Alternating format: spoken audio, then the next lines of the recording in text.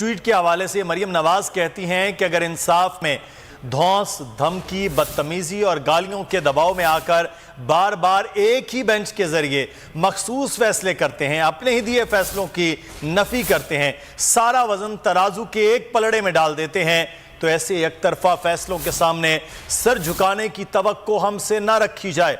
बहुत हो गया। मौजूदा सियासी इंतशार और अदम इस्तेहकाम का सिलसिला अदालती फैसले से शुरू होता है। एक फैसला जिसके जरिए आइन की मनमानी तशरीह करते हुए अपनी मर्जी से वोट देने वालों के वोट न गिनने का हुक्म जारी हुआ। ट्विटर पर लिखा कि आज इसकी एक नई तशरीह की जा रही है ताकि अब भी इस लाडले को फायदा पहुंचे जिसे कल पहुंचा था। उन्होंने सारी बातें लिखने के बाद यह भी लिखा कि यह फैसला उन्हें मंजूर नहीं है।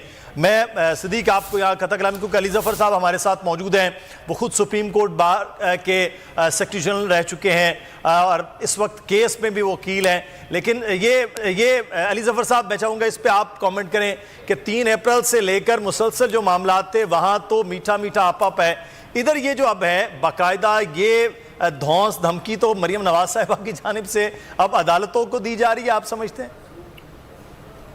जी, अगर ये ट्वीट दुरुस्त है तो मुझे तो बड़ी परेशानी हुई है ये कह के, ये सुन के कि इतना डायरेक्ट अटैक सुप्रीम कोर्ट के ऊपर किया गया है।